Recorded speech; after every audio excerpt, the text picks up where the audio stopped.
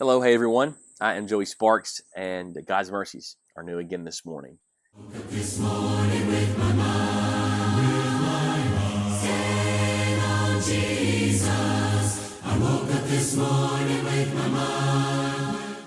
John chapters 18 through 21 are Jesus' arrest and trials and crucifixion and resurrection appearances. And it's in these appearances that you see some interactions that really bring John's ultimate point home. Remember, we find that purpose in chapter 20, verses 30 through 31. Now, Jesus did many other signs in the presence of his disciples, but these are written that you might believe that Jesus is the Christ, the Son of God, and that by believing you may have life in his name. That's the purpose of this whole book. Everything points to Jesus being the Son of God, and that belief leads to life. Life that's joyful, life that is abundant, life that is living, it's eternal. Everything adds up to that truth.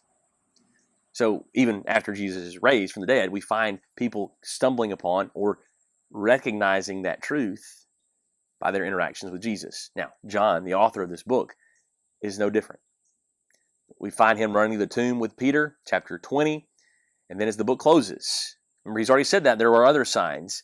Now he's going to kind of come back to that truth again. He's going to come back and he's going to say, verse 24, this is the disciple who is bearing witness about these things and who has written these things, and we know that his testimony is true. He's putting a stamp of approval on all these things that have proven Jesus is the Son of God, and he gives life in his name. Then he says this, verse 25, now there are also many other things that Jesus did. How did he know that? Because he saw them. He was with him.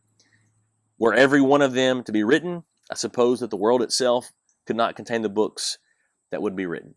He understands that Jesus did far too much to actually be recorded. It's too great. It's too wonderful. And who would be qualified to know that? He would, of course.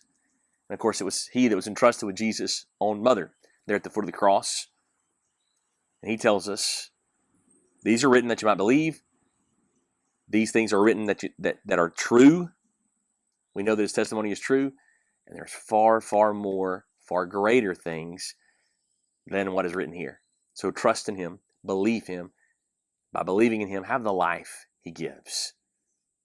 Thanks be to God that the one writing this was able to give us that first person perspective of being able to see and believe, trust, and have life. We thank you so much for your time today. It is our humble prayer that the timeless Word of God will be on your mind all day today. I woke up this morning